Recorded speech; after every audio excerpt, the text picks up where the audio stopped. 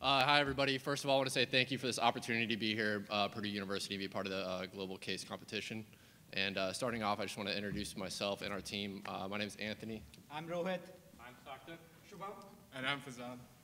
All right, and jumping right into it, there's some key questions that we do want to address from the C-suite area and key stakeholders to begin with. Bill, he is concerned about our supply chain and the meeting customer fulfillment. In doing so, we have an optimization model built where we will reach 100% customer satisfaction while increasing annual profits by $4 million a year. Arun is more concerned with our currency situation, foreign currency exposure, along with flexibility within our supply chain. We have noticed through our optimization model that Turkey is a risk when it comes to long-term currency issues due to the profit margins being a little bit lower than other countries. This has exposed us to an 80% chance of losing $2 million a year. And Carly, she wants us to evaluate our current plant operations. Do we need to reduce utilization, maybe close a plant, or even exit a market? Our execution from this will be to keep all plants open for the short term and to meet 100% customer satisfaction. We will implement a coronavirus response plan for China and use our strategic sourcing model to evaluate other countries that we may look to offset our issues with Turkey's long-term profits. And we'll do that by evaluating Portugal and some other European countries using the SSM.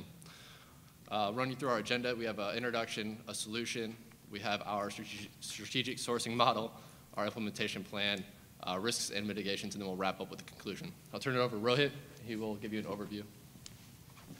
Thank you so much, Anthony. I'm going to talk to you about the current supply chain overview for Gidget. The Gidget has a total demand for around 700,000 units with the capacity to produce around 950,000 units.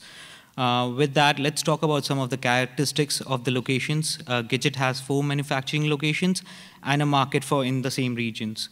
Let's take United States. United States has the highest demand, but at the same time has capacity constraints. When compared it to China, China has a huge capacity to produce and lowest cost of goods produced. But at the same time, it comes with some issues like coronavirus right now. When we compare to Mexico and Turkey, Mexico provides us with the Mexico-US-Canada trade agreement, and Turkey provides us with the access of European regions. Moving on, let's talk about the optimization model which we built.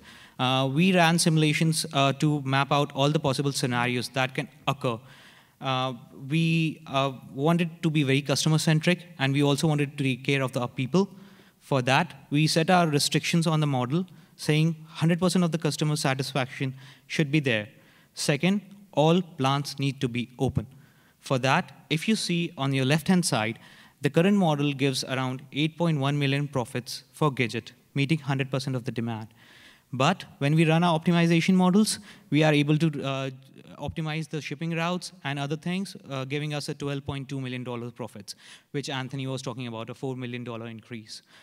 We have other simulations as well, plotted against. If you see, the capacity utilization is on the x-axis. In the optimization plan, we have some global buffer, around 20%. On the x-axis, we have demand and exchange rate fluctuations. When it comes to coronavirus mitigation plans and response, we have mapped out, we know that we don't have a market. We also know we don't have any capacity right now. Even after that, we are able to meet 100% of the customer demand while producing a $7.3 million of profit levels. How to mitigate risks for this coronavirus? I'm going to hand it over to Sarthak, who's going to talk more about it. Thank you.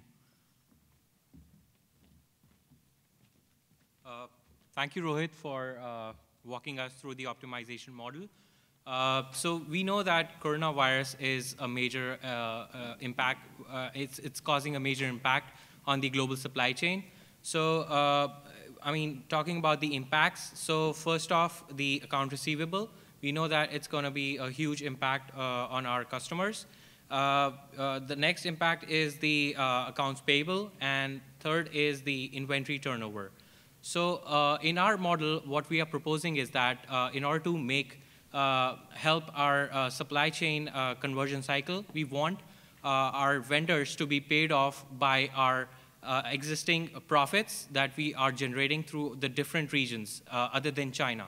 So, and also we would want, since account receivable is an issue, since our customers are not able to pay us on time, so we would give them an increase in allowance in their bad debt. Moving on, so we also took care of the currency fluctuations. So now we can see that for 2 years, there have been a lot of fluctuations, especially when it comes to the currencies. So considering the fact that there have been a lot of trade wars between Mexico, US, and also the US, China. So to come out with the profit levels, so we ran the Monte Carlo simulation to find out, and we came across a finding that there was 80% likelihood that we are going to make more profits by not having Turkey. So the question comes is, should we have Turkey or not? So I would like to pass on to Faizan, who will talk about our SSM model, which is the strategic sourcing model. Thank you. Thank you, Sarthak. Basically, we built a, So basically, we built a strategic sourcing model in which we gave percentages to the factors that we think are relevant to our company. These include economic sustainability, financial sustainability, environmental sustainability, and geopolitical sustainability. This is a flexible model. The percentages can be changed according to the company needs. So we ran the SSM model, and the SSM model, we were able to locate 2 locations that were suitable alternatives to Turkey. Those were Portugal and Austria. Later on, Shubham will talk about the implementation plan, but these locations are something that we could do the site visits and initiate a process of eventually moving out of the Turkey market in the long run. Going on to the Asia side, coronavirus is an issue, so we have a short-term plan where we'll continue to assess the situation in China, but in the long run, if the situation doesn't improve, we will try and make a similar implementation that Shubham is going to talk about in the Asian market. So I'll pass it on to Shubham. Thank you, Faizan. So over here, we have planned out our implementation plan to phase out, like we faced in our evaluation model, like Turkey is making us loss. So these are the particular areas, as you can see on the right-hand side. These are the metropolitan areas where we have applied our SSM model and figured out these are the locations where we want to shift Turkey and offsource it. So our first phase will start from 2020. We will apply our LP model and SSM in the first phase. Then we will start the procurement in 2021. That's the first quarter of 2021. And then we will move on to the rolling out RFQs and POs to the suppliers. And then we will be commercializing it through the 3PLs. So not only this, we will also provide the vertical disintegration of the Turkey plant. And we will provide rehabilitation to the plant and the workers in the Turkey. And we will finally shut down the plant in 2022. So risk and mitigation. So we came up with this strategy for the time constraints. So if the high risk, that is like, those risks are very those are in time priority 1. So we have coronavirus and capacity limits. So for coronavirus, as of now, because we had a geographical constraint with all other suppliers, so we can meet those demands. And for capacity limits, we can build on the safety stock, which we had done the calculation. We can also move for the collaborative planning, forecasting, which we also have done. So in the appendix, you can see that. So in the medium term, we will face some political conflict with the Turkey. So to phase out that, we can recommend to get into touch with the local government and to provide rehabilitation to the plant and the workers over there. And there's one more risk which can occur, which is the quality control risk, and we can provide extensive training to the workforce, and we can also employ the experienced quality control managers. So we have Anthony over here to summarize all our story. Thank you. Yeah, so we're obviously a customer-centric company. We want to maintain 100% demand without raising prices. In doing so, we're going to use our optimization model to maximize those profits while meeting our demands, and use our SSM model to develop long-term sustainability and profitability. Are we a hard time? In the short term, we're going to do. In the short term, we're going to implement our Corona plan and use our operating profits to pay our vendors to maintain our relationship and start our transition plan in Europe, heading further west. That's all we have for you guys today. Do you have any questions? Yes, sir. Yeah, so what we have here, with our supply chain, we do want to maintain 100% satisfaction with our customers without raising prices. And in doing so, we're going to use our optimization model, which is we discussed earlier, to maximize those profits. More the long-term picture is our SSM model, where we're going to evaluate other countries and locations to develop a long-term plan of sustainability. And then what we have in front of us is the coronavirus in China. So we are going to maintain our vendor relationships by paying them via our operating profits. And in addition to that, we have our transition plan moving from Turkey west to either Portugal or Austria based off of our site surveys. Can you discuss your decision to use information that was not provided to you by Gidget? Yeah. Anybody want? Just anybody. We took some of those assumptions which you mentioned earlier, like for example, we took assumption of having the lead times. For example, Turkey has a lead time of around 14 days. China would have a lead time, which is an industry standard, of 30 days. And Mexico would have a lead time to US, which would be 7 days. There were some other assumptions Sunny would talk about. Thanks, Sunny. So for this, we have calculated all the safety stock. So over here, we have also included our 6 key factors, like how to optimize the whole thing.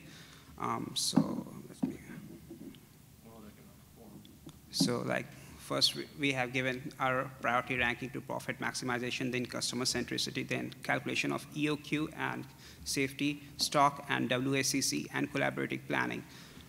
So let me go through that. So over here, I have taken the safety stock variability of the demand during the supply chain. So as of now, because of the corona constraint, we are building the safety stock from Mexico, so that we have taken the safety stock assumption as 9 to 12 days when it comes from Mexico to US, and then 4 to 6 days of the manufacturing safety stock. So we just did the standard deviation of them and then multiplied with the like 95% of the confidence interval, that is 1.95 Z-score. So we came up with this. And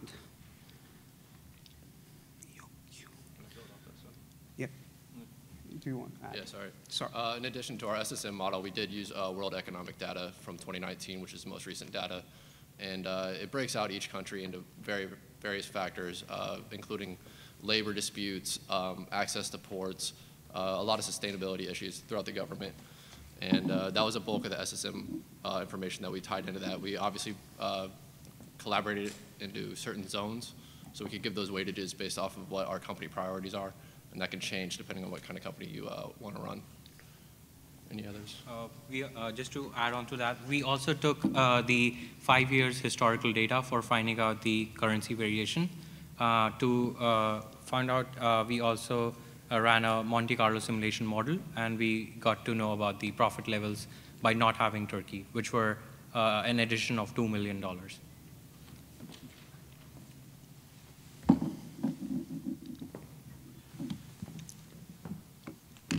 Any other questions? Yeah, what should we do with the staff in Turkey? Should we offer them other jobs and other positions? Yeah, I'll take that.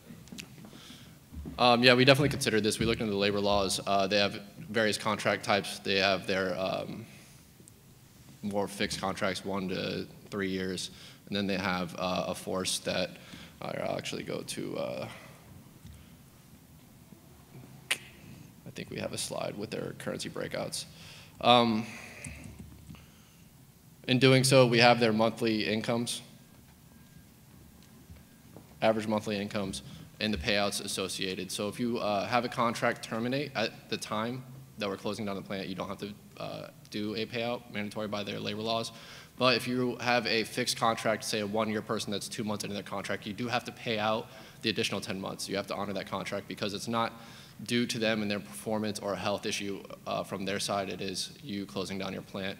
And so that's why in our implementation plan, we're over a year out, so we will want to structure our contracts to try to end in a timely manner.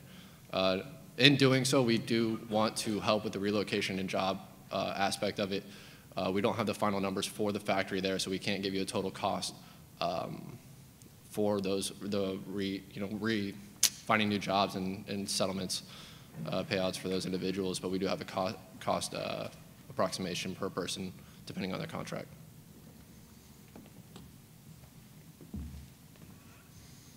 Any other questions? Thank you. Thank you.